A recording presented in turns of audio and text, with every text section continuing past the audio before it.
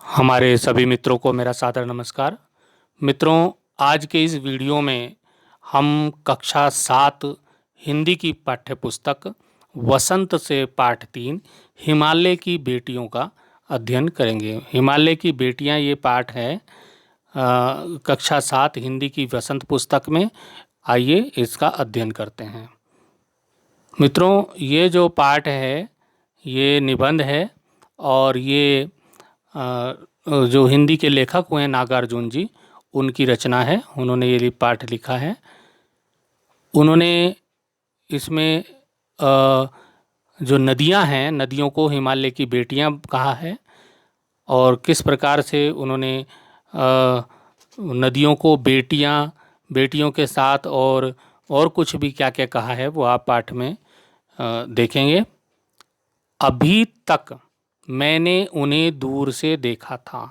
तो नागार्जुन जी कहते हैं कि अभी तक मैंने उन्हें दूर से देखा था, मतलब नदियों को दूर से देखा था। बड़ी गंभीर, शांत, अपने आप में खोई हुई सी लगती थी। तो लेखक अपनी कल्पनाओं में खो जाता है और कहता है कि नदियाँ उसको बड़ी गंभीर, शांत और अपने आप में खोई हुई सी लगती थी। संभ्रांत महिला की भांति वे प्रतीत होती थीं। उनके प्रति मेरे दिल में आदर और श्रद्धा के भाव थे। नदियों के प्रति मेरे दिल में आदर और श्रद्धा के भाव थे।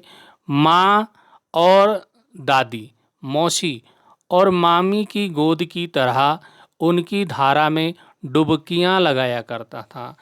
लेखक याद करते हैं कि मैं नदियों की धारा में जो है डुबकियाँ लगाता था। जैसे माँ, दादी, मौसी या मामी की गोद में बच्चा बैठता है, उसी प्रकार से मैं नदियों में भी डुबकियाँ लगाया करता था।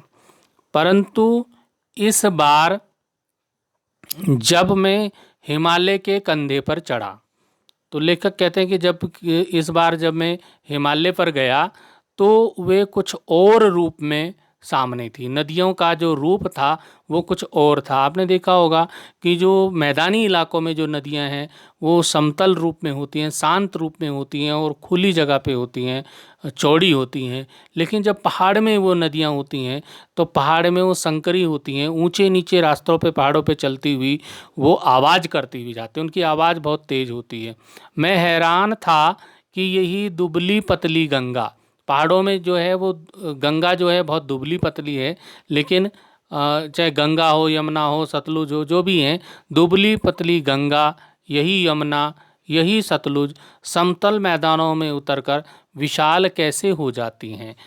लेखक सोचते हैं कि मैं हैरान था इस बात से कि जो पहाड़ों में वो नदियां हैं वो दुबली पतली हैं और प्लेन में जाकर के, मैदानों में उतर के वो विशाल रूप ले लेती हैं। इनका उछलना और कूदना, जो नदियां हैं पहाड़ों में जब होती हैं वो उछलती कूदती हैं। तो नदियों को हिमालय की बेटियां कहा गया है। और लेखक कहते हैं कि जब वो पहाड़ों में रहती हैं, मतलब अपने पापा के पास रहती हैं, अपने पिताजी के पास रहती हैं। उनके जो पिता हैं वो कौन है? हिमालय हैं। उनके पिताश्री हिमालय हैं। तो जब जैसे बेटियां हैं जो अपने पिताजी के घर रहती हैं तो बड़ी उछलती कूदती रहती हैं, उनमें बहुत उल्लास होता है, उसी प्रकार से नदियां भी उल्लास के साथ, खुशी के साथ, प्रसन्नता के साथ पहाड़ों में होती हैं। और जब वो थोड़ी बड़ी हो जाती हैं, अर्थात मैदानों में पहुंच जाती हैं, तो वो शांत हो जाती हैं और अंत में वो समुद्र में मिल जाती हैं। अर्थात वो अपने मतलब जब लड़की की शादी कर देते हैं, विवाह कर देते हैं, तो वो अपने पति के पास चली जाती है। तो वो अंत में यहाँ पर समुद्र को ये समझ लीजिए कि समुद्र क्या है? हिमालय का दामाद हो गया है, जवाई हो गया है। तो और नदियों का पति हो गया है, ये समझ लीजिए। तो यहाँ पर एक कल्पना की है लेखक ने कि जब वो पहाड़ों में होती हैं नदियाँ तो कैसी होती हैं? खिलखिलाकर लगातार हंसते जाना। जैसे बेटियां खिलखिलाकर हंसती हैं अपने पिताजी के घर में, उसी प्रकार से नदियां भी पहाड़ों में क्या होती हैं? खिलखिलाकर लगातार हंसते जाना। इनकी यह भावभंगी, इनका यह उल्लास कहाँ गायब हो जाता है? मैदानों में जाकर। जब वो मैदानों में जाती हैं तो उनका उल्लास गायब हो जाता है। किसी लड़की को जब मैं देखता हूँ, किसी कली पर जब मेरा ध्यान अटक जाता है तब भी इतना कौतूहल और विस्मय नहीं होता जितना कि इन बेटियों की बाल लीला देखकर होता है। जो ये हिमालय की बेटियां हैं, इनकी जो बाल लीला है, इनको देखकर मुझे कौतूहल होता है। कहाँ ये भागी जा रही हैं, वह कौन लक्ष्य है जिसने इन्हें बेचैन कर रखा है। आपने देखा होगा नदियाँ जब पहाड़ों में होती हैं पूरी तेज़ी से, पूरी शोर शराबे के साथ वो आगे बढ़ती जाती हैं। तो लेखक ये कहना चाहता है कि जो भी कहीं जाता है उसका कोई लक्ष्य होता है, पर इन नदियों का क्या लक्ष्य है, क्या उद्देश्य है, क्या एम है, कहाँ इनको जाना है जिसकी वजह से बेचैन है और आवाज़ करती हुई, शोर करती हुई ये जा रही हैं। अपने महान पिता का विराट प्रेम पाकर भी अगर इनका हृदय अतृप्त ही है तो वह कौन होगा जो इनकी प्यास मिटा सकेगा। अपने जो विराट पिता है इनका हिमालय, उसको पाकर भी इनका हृदय क्या है, अतृप्त है, तो कौन होगा जो इनकी प्यास मिटा सकेगा। बर्फ जली नंगी पहाड़ियाँ, छोटे छोटे पौधों से पड़ी घाटियाँ, भरी हुई घाटियाँ, बंधुर आदित्यकाएँ, सरसब्ज उपत्यकाएँ, ऐसा है इनका लीला निकेतन। इनका जो लीला निकेतन है, जो लीला निकेतन इनका है, जो जो ये लीलाएं कर रही हैं ये नदियाँ, इनका जो ये क्या है, पेड़ पौध, छोटे छोटे पेड़ पौधों से घाटियों में लीलाएं करती हैं। उपत्यकाएं जो चोटियां हैं उन पर, घाटियों में, चोटियों पर ये अपनी लीला करती हैं। खेलते खेलते जब ये जरा दूर निकल जाती हैं तो क्या मिलता है, इन नदियों को बेटियां कहा गया है। मैं बार बार बताऊंगा, नदियों को ही हिमालय की बेटियां कहा गया है क्योंकि हिमालय से निकलती हैं। ठीक है, हिमालय उनका जन्मदाता है। तो देवदार, चीड़, सरों, चिनार, सफेदा, कैल के जंगलों में पहुंचकर, ये पेड़ पौधों के नाम हैं, देवदार, चीड़, सरों, चिनार, सफेदा, कैल के जंगलों में पहुंचकर शायद इन्हें बीती बातें याद करने का मौका मिल जाता होगा। जाने कौन बूढ़ा हिमालय, जाने कौन बूढ़ा हिमालय अपनी इन नटखट बेटियों के लिए कितना सिर धुनता होगा। यानी कि कहते हैं कि जो बूढ़ा हिमालय है वो अपनी इन नटखट बेटियां, जो नदियां हैं नटखट हैं, नटखट उनको बताया गया है, तो कितना इन अपने सिर धुनता होगा। जैसे एक पिता है, अगर उसकी बेटियां नटखट होंगी तो उसको बूढ़ा पिता होगा तो उसको सिर झुंझलाना ही पड़ेगा। तो उसी प्रकार से शायद हिमालय भी सिर धुनता होगा। बड़ी बड़ी चोटियों से जाकर पूछिए तो उत्तर में विराट मौन के सिवाय उनके पास और रखा ही क्या है। सिंधु, ब्रह्मपुत्र, ये दो ऐसे नाम हैं जिनके सुनते ही रावी, सतलुज, व्यास, चिनाब, झेलम, काबुल, कुंभा, कपिसा, गंगा, यमुना, सरयू, गंडक, कोसी आदि हिमालय की छोटी बड़ी सभी बेटियां आंखों के सामने नाचने लगती हैं। तो कहते हैं, लेखक कहते हैं कि ये सारी नदियां जो है हिमालय की बेटियां हैं और ये सब आंखों के सामने जैसे याद आने लगती हैं। वास्तव में सिंधु और ब्रह्मपुत्र स्वयं कुछ नहीं है। दयालु हिमालय के पिघले हुए दिल की एक एक बूंद ना जाने कब से इकट्ठा होकर इन दो महानदों के रूप में समुद्र की ओर प्रवाहित होती रहती है। तो लेखक कहते हैं यहाँ पर कि जो ये सिंधु और ब्रह्मपुत्र जो बड़ी बड़ी नदियां हैं, ये अपने में स्वयं में कुछ नहीं होती, ये बड़ी बड़ी कैसे बनती हैं।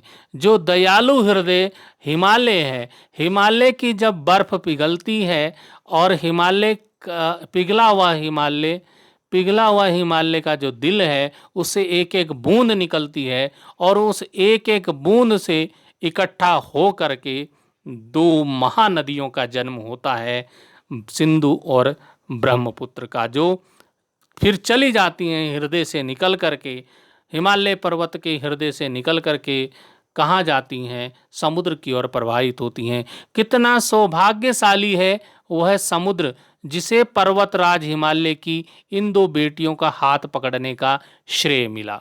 तो मैंने पहले ही बताया था कि नदियां कहाँ जाती हैं? समुद्र की ओर जाती हैं। पर्वतराज हिमालय की ये बेटियां समुद्र का हाथ पकड़ लेती हैं। अर्थात जब एक बाप, एक पिता अपने बेटियों का हाथ किसी को देता है तो इसका मतलब वो क्या कर रहा है? विवाह कर रहा है अपनी बेटियों का समुद्र के साथ, पर्वतराज हिमालय। तो हिमालय की इन दो बेटियों का हाथ पकड़ने का श्रेय किसको मिला है? समुद्र को मिला है। तो पर्वतराज हिमालय का दामाद कौन है? वो समुद्र, यहाँ पर लेखक ने बताया है। जिन्होंने मैदानों में ही इन नदियों को देखा होगा उनके ख्याल में शायद ही यह बात आ सके कि बूढ़े हिमालय की गोद में बच्चियां बनकर ये कैसे खेला करती हैं। माँ बाप की गोद में नंग धड़ंग होकर खेलने वाली इन बालिकाओं का रूप पहाड़ी आदमियों के लिए आकर्षक भले ना हो, लेकिन मुझे तो ऐसा लुभावना प्रतीत हुआ वह रूप की हिमालय को ससुर और समुद्र को उसका दामाद कहने में कुछ भी झिझक नहीं होती। तो लेखक क्या कहते हैं कि मैदानों में इन नदियों का जो रूप है वो अलग होता है और पहाड़ों में अलग होता है। बूढ़े हिमालय को क्या बताया है? नदियों का पिता कहा है। और नदियाँ अपने पिता की गोद में जब बच्चियाँ छोटी होती हैं, जिस प्रकार से बच्चियाँ, छोटी छोटी बच्चियाँ अपने माँ बाप की गोद में नंग धड़ंग खेलती हैं, उसी प्रकार से ये बालिकाएं जो हैं, हिमालय की जो बालिकाएं हैं नदियाँ, वो भी अपने पिता की गोद में खेलती हैं। पहाड़ी आदमियों के लिए ये आकर्षक ना लगे, लेखक का कहना है पहाड़ी आदमियों के लिए ये आकर्षक ना लगे, लेकिन मुझे ऐसा लुभावना प्रतीत हुआ कि मुझे ऐसा लगा कि हिमालय ससुर है और समुद्र उसका दामाद है, और यह कहने में मुझे कोई झिझक भी महसूस नहीं हुई। कालिदास के विरही यक्ष ने अपने मेघदूत से कहा था, वेत्रवती बेतवा नदी को प्रेम का प्रतिदान देते जाना, तुम्हारी वह प्रेयसी तुम्हें पाकर अवश्य ही प्रसन्न होगी। संस्कृत के एक कवि हुए हैं महाकवि कालिदास। उन्होंने एक पुस्तक लिखी है जिसका नाम है मेघदूत। मेघदूत काव्य में उन्होंने लिखा है कि मेघ को उन्होंने एक दूत के रूप में माना है उसमें, और उसकी जो कहानी है उसकी प्रेयसी है वो हिमालय की तरफ रहती है। तो मेघ को उन्होंने कहा कि मेरी प्रेयसी, मेरे प्रेमिका के पास मेरा संदेश, मैसेज लेकर जाओ, क्योंकि उस ज़माने में मोबाइल तो थे नहीं भाई, और कि मैसेज भेज दिया अपनी प्रेमिका के पास।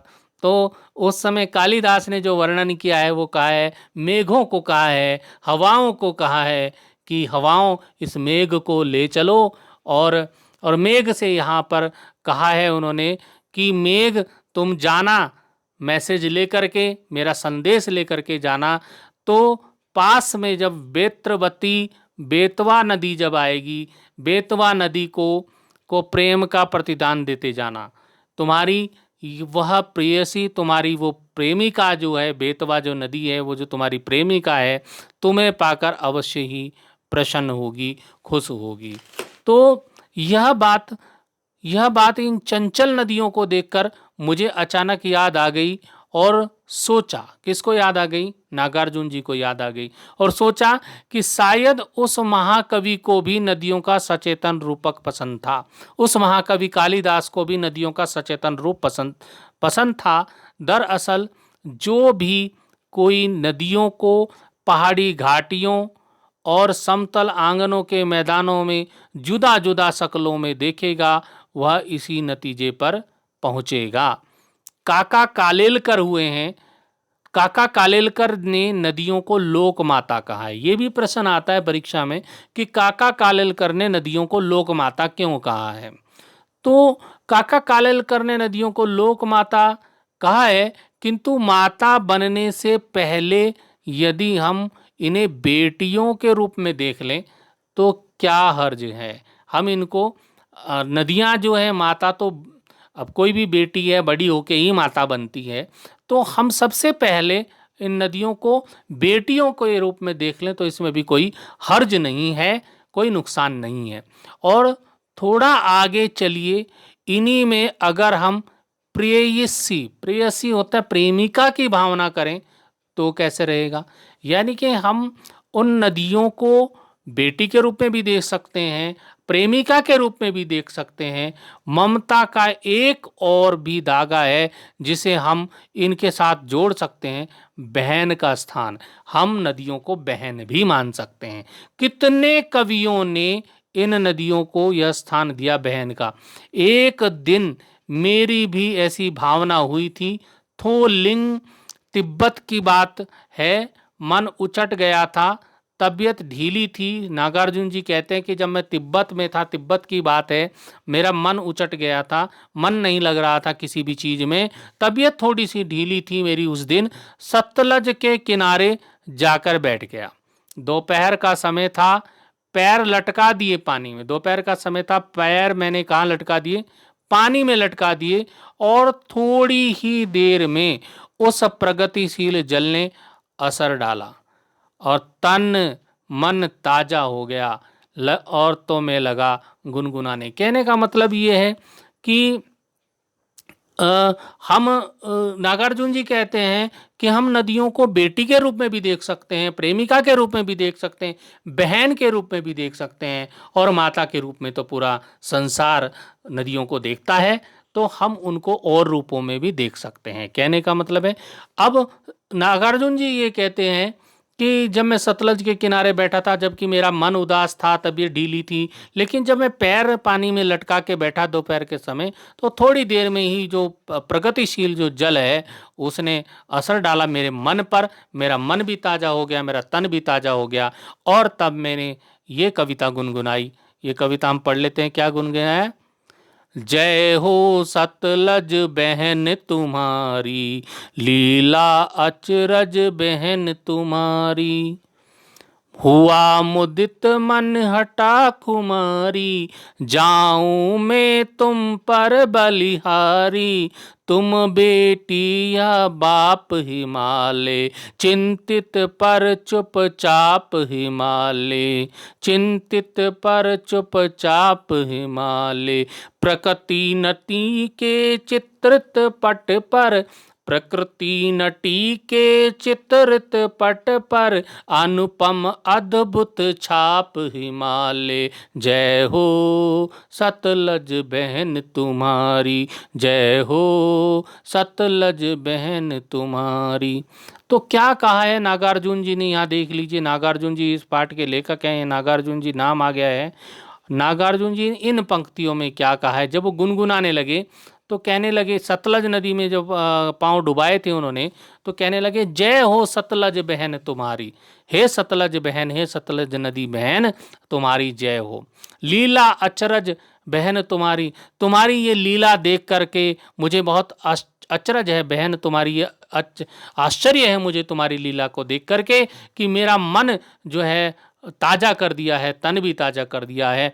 हुआ मुदित मन हटा खुमारी, मेरा मन जो है मुदित हो गया है, प्रसन्न हो गया, खुश हो गया है। मन हुआ मुदित मन और हटा खुमारी, जो उदासी थी, जो आलस्य था, वो सब खत्म हो गया है, मन प्रसन्न हो गया है। जाऊं मैं तुम पर बलिहारी, और अब मैं तुम पर बलिहारी हो जाता हूँ, न्यौछावर हो जाता हूँ। तुम बेटी या बाप हिमालय, तुम बेटी हो और तुम्हारा पिता कौन है, हिमालय है। चिंतित पर चुपचाप हिमालय, चिंतित है लेकिन चुपचाप है हिमालय। प्रकृति नटी के चित्रित पट पर, और ये प्रकृति है, ये कैसी है, नटी के रूप में है। प्रकृति नटी के चित्रित पट पर, अनुपम अद्भुत छाप हिमालय। प्रकृति जो नटी के रूप में है, उस पर, उसके चित्रित पट पर ये हिमालय जो है इसकी छाप अनुपम है, अद्भुत है। जय हो सतलज बहन तुम्हारी, हे सतलज बहन तुम्हारी जय हो, जय हो, जय हो। तो इस प्रकार मित्रों हमने कक्षा 7 हिंदी की पुस्तक वसंत से हिमालय की बेटियां इस पाठ का यहाँ पर अपने वीडियो में अध्ययन किया।